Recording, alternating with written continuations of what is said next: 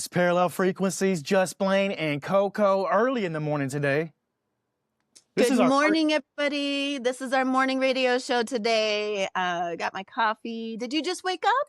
Yeah, I got my jams on. You see? Like I'm in a festive mood. You look like all the kids at schools right now doing their holiday parties and wearing their pajamas to school. That's what this whole week is for? I was laughing so hard this morning taking my son to school. On the way back, I saw the kids crossing the crosswalk. And there was Santas, all I saw was hats and the red Santa hats, and it was bouncing around. I was laughing. I was like, this is great. This is amazing. Good thing I'm in the warm car because it's freezing out there. But yeah. Kitties in their PJs, jamming out their Santa PJs. And my dad's been in different holiday Santa attire. He drives a school bus for the little kids. And for anybody who knows my dad, and I'll just reveal this to you now, he has an entire room of costumes. So it's his favorite thing to dress up in different costumes for different things. He's been all decked out for the holiday season. And when you say a room for his costumes, you mean just his closet? Because I don't think I've ever seen the man wear normal clothes. He's always in some costume, right? Oh, wait. Anytime, whether it's appropriate or not. I have had to have conversations with him where I'm like, that might be culturally not appropriate. Ooh, those are tough. Now, not to get too far into that part, but what's the most inappropriate timed costume he's ever worn somewhere? Like he does have yes, not quite. Well, he does have a summer Santa. Hawaiian shirt thing that he can do in this. I'm thinking about starting him an Instagram that's just Santa and all year round. So what is Santa doing in the summer? What is Santa doing anytime? I have seen him wear Civil War attire for what was it, Memorial Day? Okay. He's full period appropriate Civil War era. I've seen him in the Roman outfits. He's got the Roman gladiator costumes. He's got the little chariot he rides in. That's wild. He has a chariot. He has a full Roman outfit. He does wear that to nativity scenes.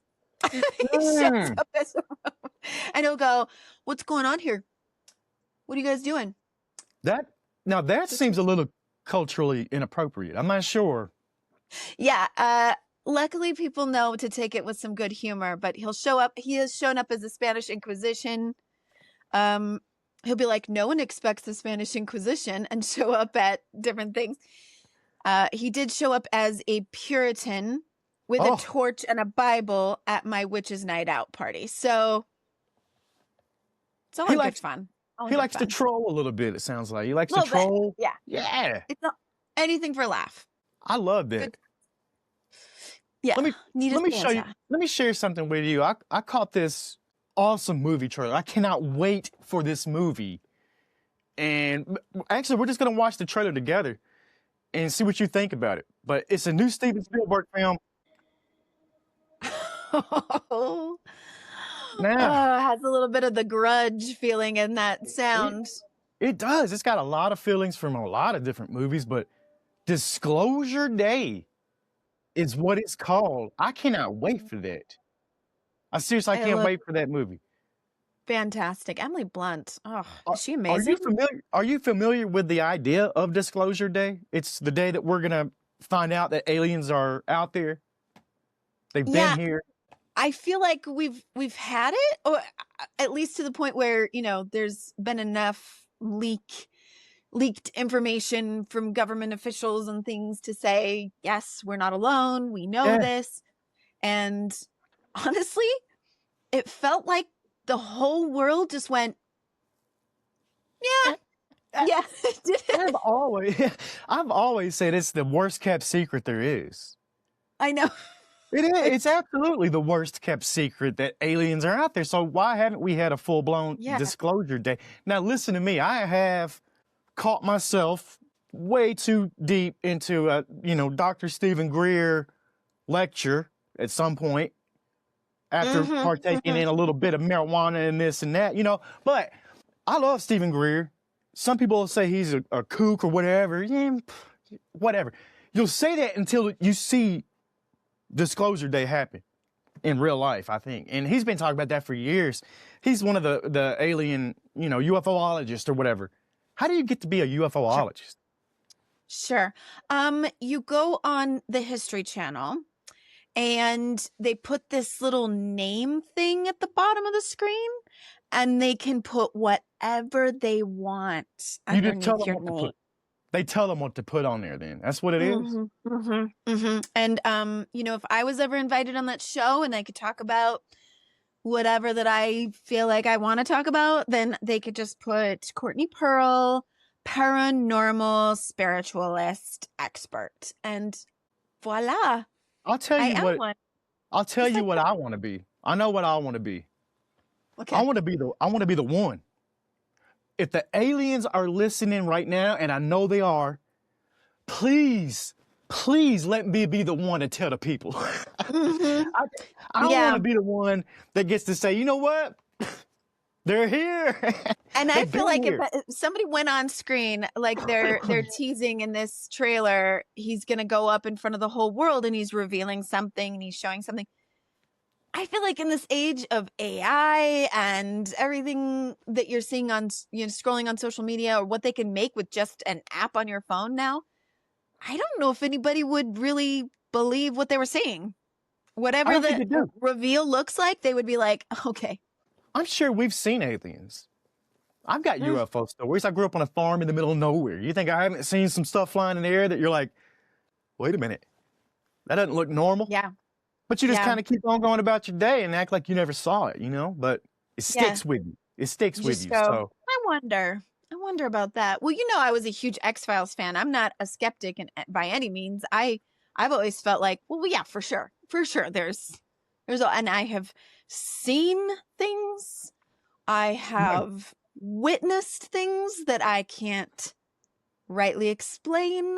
It's otherworldly for sure. I know they're probably been around us all along. They didn't come from somewhere else all of a sudden. They probably were always here. There's all kinds of theories that I'm like, yep, that tracks.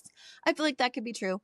And yet doesn't change my day to day. So I still have to get my kids up for school. I still have to cook dinner. And voila, here I am. I wonder how many people will stop paying that rent when Disclosure Day hits. Oh, yeah. We get told, I'm done with my bills. I'm not paying no.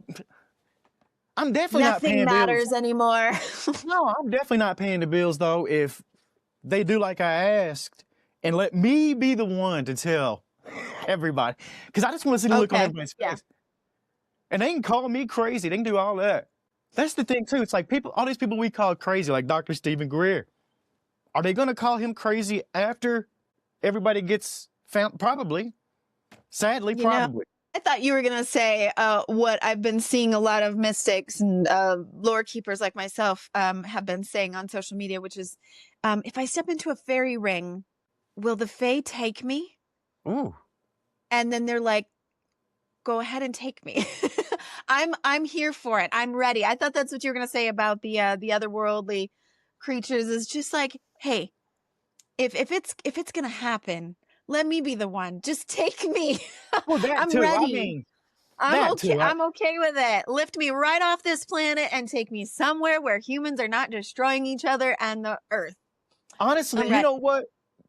I'll add that to my being the one. That's how we'll do it. I'll tell everybody. I'll let everybody know. Please let me tell everybody.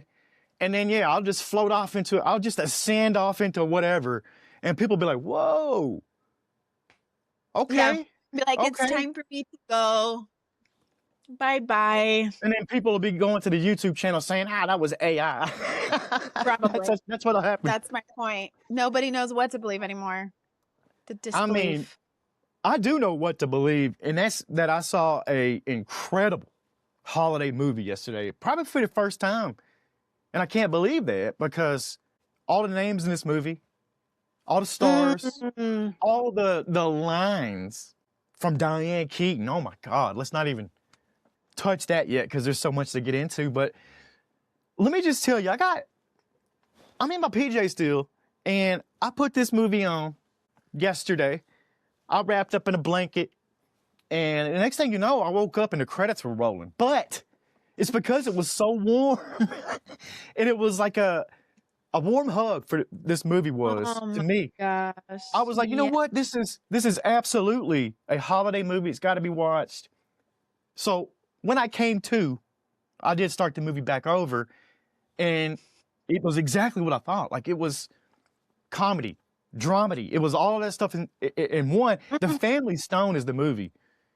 You're the one that turned me on to this movie. Yeah. I don't know how I slipped past this. I don't know how I missed this one. I really don't. And I even forgot that that we had talked about Coach. I know I was thinking about Diane Keaton. I was like, well, let's do something to honor her. We did this Rob Reiner tribute last 2 episodes. So I'm like, we got to talk about Diane Keaton. And this is one of those holiday movies we absolutely have to talk about. But forgot who played her husband in the movie. I was shocked. I did the old jump back when I saw Craig T pull up in there. And this is the first time I probably seen Craig T. And I have to negate what I said earlier, that I thought Craig T was actually Hayden Fox, because he shows a whole different side in this movie than the Hayden Fox. Hayden Fox does come out a little bit, especially at that dinner scene. He does yell, and I'm like, oh, there's Hayden. There's Hayden. There he is. There's Coach Fox. But he is like this warmer version. Maybe this is Hayden Fox in his old days, because he's quite a bit older. Yeah. As he gets older, his family's all coming home for the holidays. I could see it.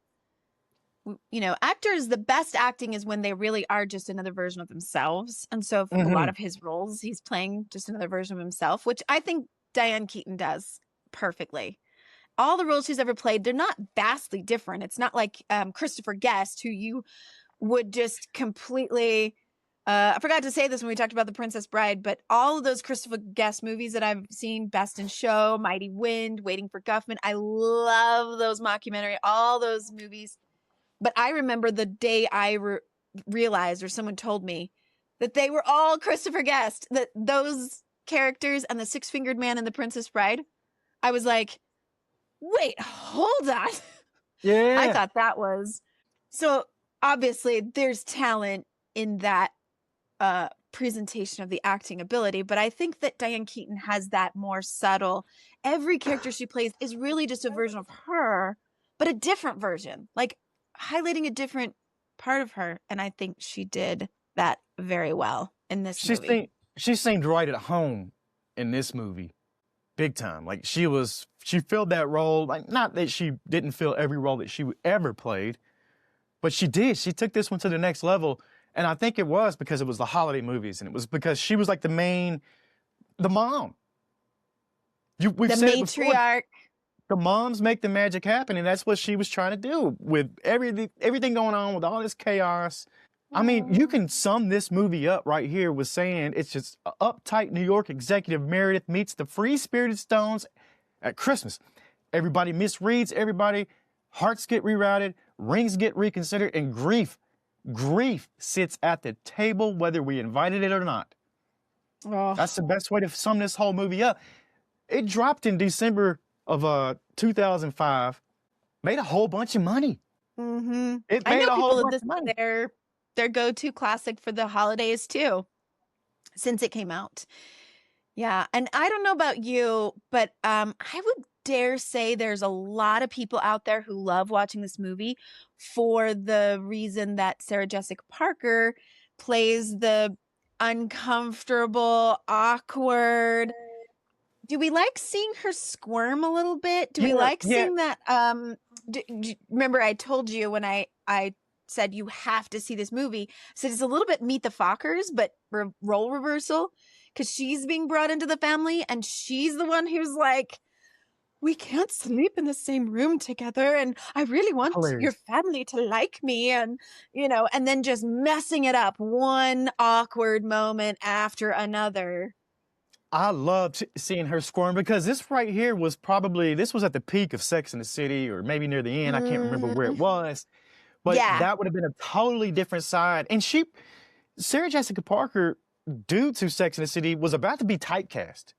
She was about to be this in every single thing. And then she popped out this wonderful performance in The Family Stone. showed what she could really do. And I think that did help her break out of not getting typecast as the same character that she was in Sex and the City across everything, you know? So seeing her squirm means that she knows how to act, really. She took this role, and I think nobody else could have played the role. Nobody else could have played any of these roles, but they did try. I know that Luke Wilson and them, I think Johnny Knoxville was going to play that character at one point, but that would have been that'd have been interesting. But these people, you had Claire Danes, you got all these other people, you know, Dermot Mulroney, Rachel McAdams, huge list of stars, and they all shined big time in this movie. Yeah. Oh, let's talk about Rachel McAdams for a second, because she plays the youngest of the Stone family and probably the most harsh to the incoming Meredith. Does not like her at all and does not hide it. But it's interesting to watch her character throughout the movie, because in the most of the movie is set the days leading up to Christmas Day, and then you see at the very, very end a year later. So where are they now? Kind of at the end. But Amy, Rachel McAdams, she is very immature in the first part of the movie. I almost want to say she's wearing like band t-shirts. She seems young. I don't know if we ever find out just how old she is, if she's in college or just graduated college, but she has her own room in the house.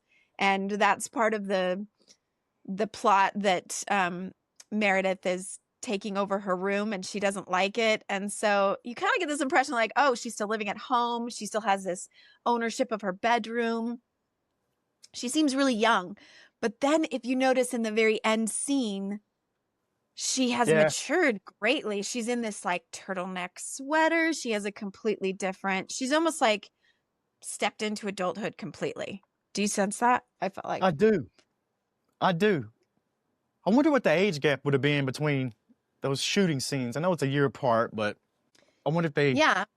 Well, they did a good job of showing her growth, or like what has the year done and changed for her. But yeah, I loved the central focus around Diane Keaton character, Sybil, the mother. She's the family matriarch. She's the magnetic north for the family, you know, like she's the one. Compassionate, cutting, terminally ill at the same time that we find out. You know. This whole side plot. And wasn't that fantastic, the way that they did that?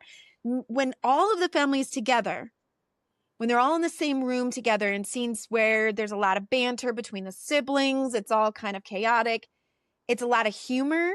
And other than those very subtle subtext looks that they have to each other, like someone might mention, oh, mom's gone to take a nap. And there's just a look between two characters. But they never talk about it when they're all together. You just have these really excellent side scenes where it might be just two brothers or just the dad and the brother Everett talking. And then you get the reveal that mom is sick, the cancer is back, you know, and she doesn't want anyone to know. She didn't want you guys to know because she just wants to enjoy the holidays. But you don't get that when they're all together. I mean, that's pretty representative of most family dynamics, is like, we're all together, so we're not going to ruin this by talking about the elephant in the room. But when we're privately together, we'll talk about our feelings about it and get emotional. Yeah, no, I think that's a great observation. I think that's every family. It's like something crazy could happen. You're not going to say anything right there, you know, to keep the peace or whatever it is.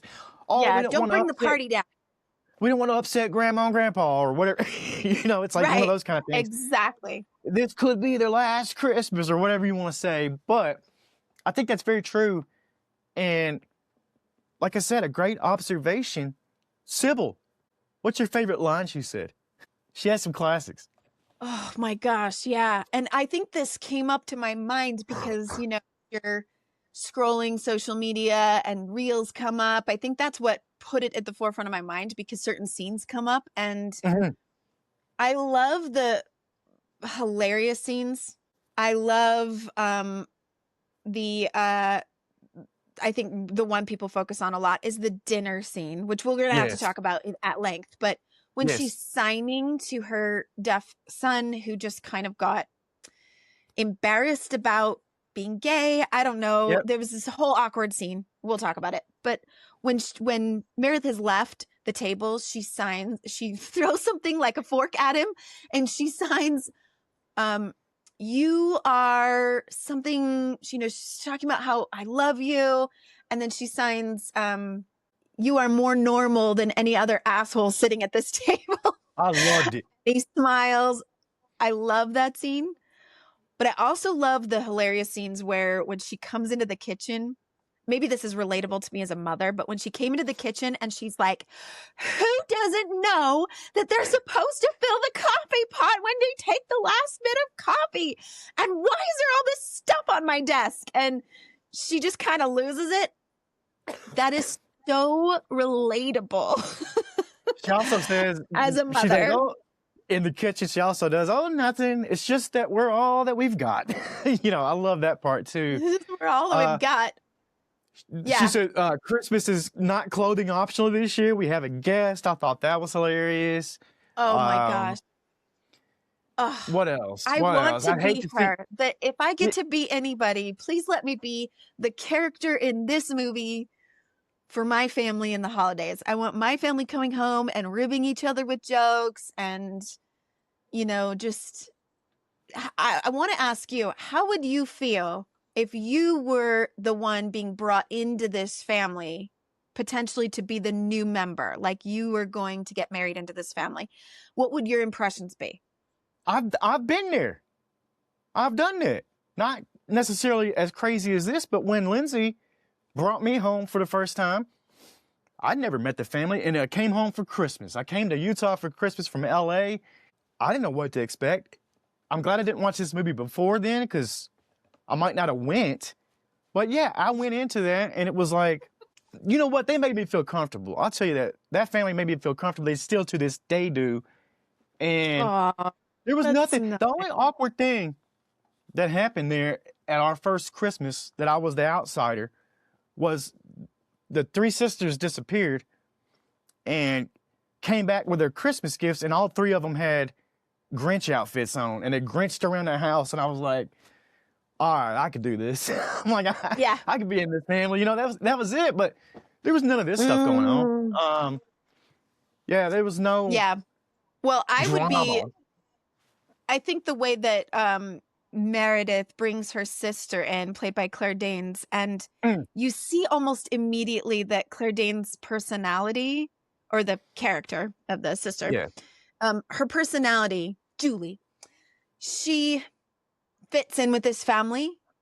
There's not going to be all that awkward, chaotic craziness that's going on with Meredith, and Meredith is so angry. She's like, well, they all like you.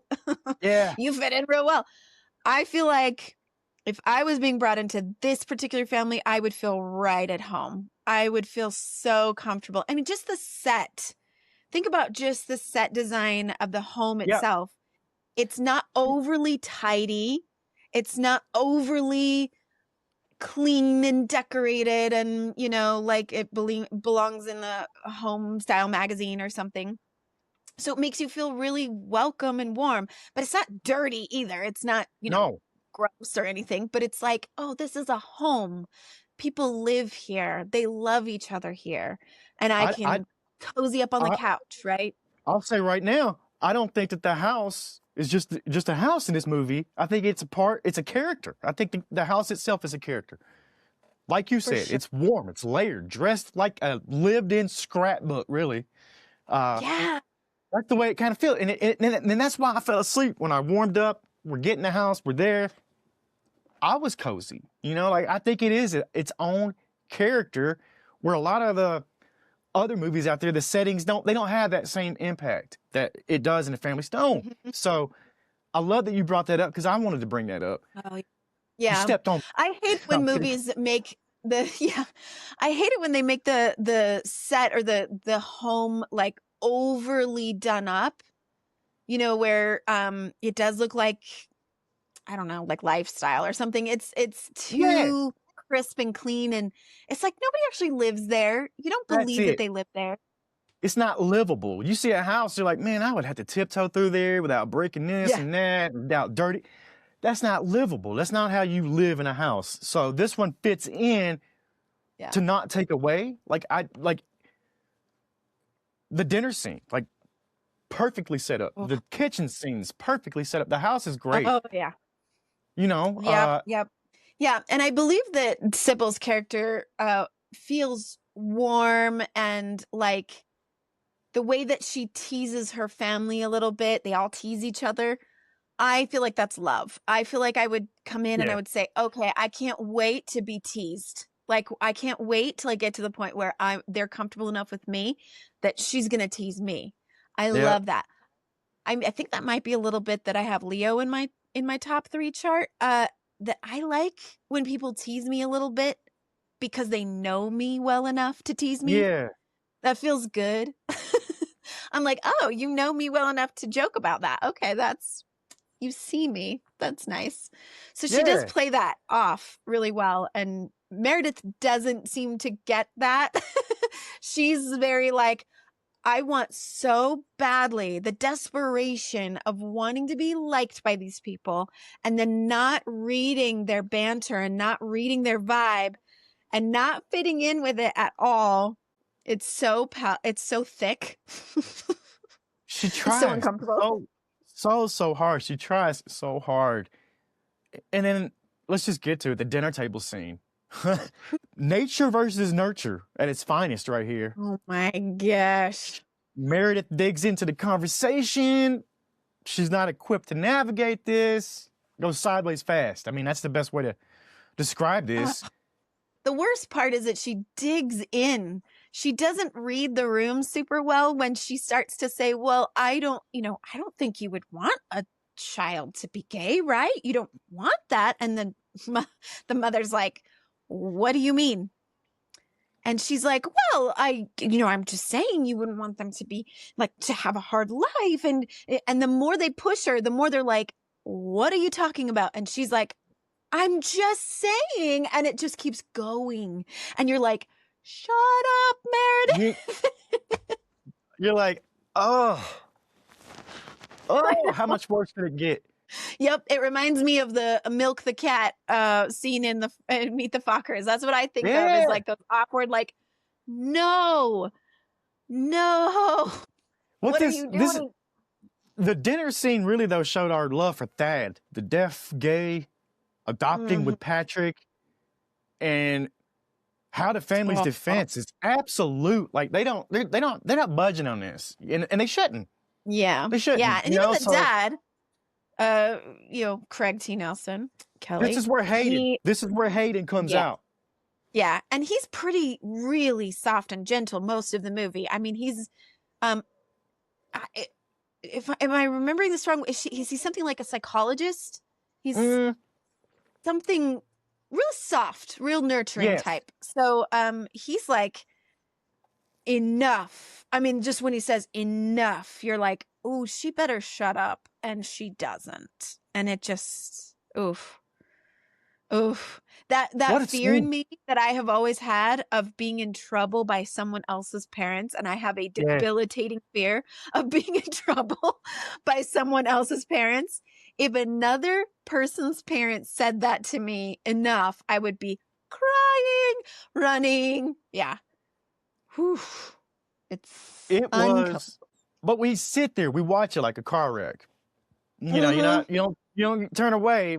But I think, yes, Diane Keaton Sybil at the end of this scene was the cherry on top, really, because that's when she did say the line, I love you, and you're more normal than any other. And she looks around the table, asshole sitting at this table. And I think that's when even the audience at home was like, I got you, Thad. You know, like, we're here. We feel it. We're here with you, homie. You know, like. Yeah. And a lot of people probably felt healed from not having heard those words from their own parents at some point, having wanted to hear that. So she got to say it not just in a movie for this character playing her son, she got to say it to the world, full of people who maybe weren't hearing that from their own parents. And I love that. I love that it keeps getting circulated out there to the world. Keep it going. Let her legacy live on forever.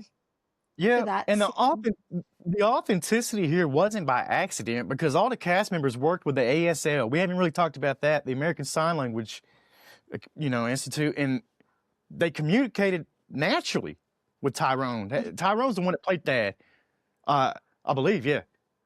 So I think that was an incredible thing because there are people who even complain about some of the sign language not being as crisp, as good. They didn't know sign language before the movie, but they went and tried to learn it. Yeah, that can't be easy. No, not at all. They had a crash course in sign language. I can't imagine what a crash course in sign language is, So learning all of those lines and then having to learn them in sign and make sure that you get it correctly. So, I mean, I applaud them for their effort and that, more and more people, deaf people and of that culture and that speak sign language, that they are represented in movies. So power to them for that. The music. I like the music too. I don't know if you noticed it, but I went and looked up, and it's composer Michael Giacchini. He did The Incredibles, Up, The Batman, Pixar, Marvel Hall of Famer, and then he went to Small, Warm, and Waltzy here with The Family Stone. But he's the one that did it, and it was perfect. I mean, critics even called the score cozy, conservative, perfect for dramedy. One review even jokes the Nutcracker quote is practically a studio mandate for Christmas movies. I thought it was great. He gives it an orchestral hug. Like, that's what some of the critics and stuff out there said. But he did do a great job of letting this sit in and just being a part of the movie and not overtaking it. Yeah. The only thing that came to mind when you said music was the jukebox scene where Sarah Jessica Parker puts, "Oh, this is my song," when she gets drunk enough to loosen up and she starts dancing in the bar. And I'm like, that's probably more of a peek at what her character's actual, when she's not performing goodness so much to try to be liked. This is just who she is. And who she becomes when she's more authentic is much more likable, much more. So, I mean, that goes to show you in healing work, people, if you're not performing goodness, you can actually connect. Yeah. If you're performing goodness, you think you have to show up in some certain way to be good or acceptable, you can't really authentically connect. And so nobody could connect with Meredith. Nobody knew who she really was. And the mother was very much like telling her son Everett, listen, before I die, I just have to make sure you know this woman is not right for you. Yes. It might come off as very harsh and judgmental, but she's also dying, right? She wants her son to know, I know this is not it. I know this isn't it. She's not it for you. I can tell. And no, you can't have that ring, Yeah. No, you can't have that ring. We didn't even get to Luke Wilson's stuff at the dinner table and anywhere else. He's got some of the best lines in the whole thing. Let your freak flag fly, baby. That's where Luke. This is where it came from, And then he also says, I believe at that dinner table scene, he says, "Hey, I'm here. I'm queer. Get used to it." And you're like, "Oh my gosh, is this awkward? Is that okay? What in the world am I watching?" Like it's. Oh, I love it. There. But he does have some of the best lines. He dissolves everybody's walls. His character has a way of just being like, hey, let's break down some barriers here and it just is what it is. There's no pretense. We're not pretending. We're all here doing our thing. And he's the one that can disarm Meredith. So he brings her into just just chill. It's all okay. He does it in a way of, I love when he brings the mug out to her and he's like, here you go. Make sure you bring that back. My mom will lose it. That's her favorite mug. I'm like, why would he do that to her? But it was perfect. And there's great scenes of him when they're playing the Pictionary, or is it Pictionary, I guess, or whatever it is, and they draw the names. They try to, some of that right there, I was like, God, I hate him. You know, like, but it's, you love him, but you hate him. It's one of those, because you're like, how much more annoying can you get while playing Pictionary? You know, like, it's funny to me. I love that scene too. This movie's got a lot of scenes that are just standouts. I know, and that was another great awkward scene for Meredith, because in that scene, Amy takes an action that Meredith does just offhandedly, where she's doing this, and she's like, "I can't believe you're pointing at him." Yep. And she didn't mean it. I mean, you feel for Meredith in that part, because you're like, "Oh, come on, leave her alone. Like, don't." And I mean, anyone else who maybe wasn't as desperate to be liked would just laugh it off and be like, "Oh, shut up." Yeah. But Meredith is already so sensitive and already so embarrassed. I mean, it's like she walks in the door embarrassed in this whole movie. So she's just like, oh, she can't handle it. She's triggered constantly. You feel for her. Amy is so mean. Yeah. This movie was full of fine performances, awkward tonal shifts, what Rotten Tomatoes says. This movie's gonna be even bigger now that Miss Diane Keaton has passed away earlier, a couple months ago. But I think it really will hit home more now that she's gone. And I hate to say that about something like this, but it'll become more sentimental to people, and the ending some scene, of the characters. Yeah. With her pregnant? That got to me probably more. Oh. Do you think that they used a real photo? Yeah. I think she was never pregnant in real life that I know of. So I think they had to have used a real photo and maybe doctored it. Incredible. For that yeah, the scene where everybody gets the photo, I tear up every time. And I mean, this is a moment where Meredith did not screw up. I mean, she thought she did. She was like, "Oh, I thought that was a picture of Everett. I didn't know." She thought she was, she didn't know what was going on. But then when she says to Amy, "That's me and you, kid," and oh my gosh, Rachel McAdams starting to cry. Yes. That acting is, I don't think that was acting. I think there was real sentiment and emotional. It pulls at the heartstrings. And so at that last scene, when the mother is no longer there and you realize she didn't make it a whole other year to see another Christmas, and now that Diane Keaton has passed, you just feel that even harder. It's heavy. This movie had characters that we were supposed to hate.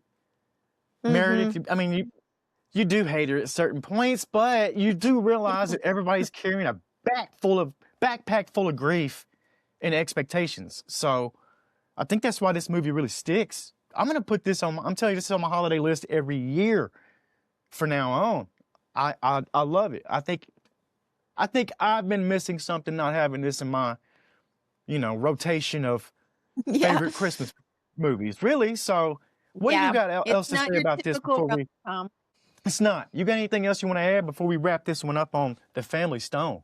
Just as a special tribute to Diane Keaton, I think that just like the character she plays in this movie, I've always wanted to be one of those types of moms or ladies where you enter their home and they automatically treat you like they have this secret or this inside joke that she's like letting you in on. And that's what I think of when I think of her performance in this movie particularly. It's just that she's got this way about her that's like she's pulling you into her inner circle and letting you be a part of this inside joke. That's all. I love it. That's it. Parallel Frequencies, Just Blane. Coco. We'll see you next time. See ya. That was great.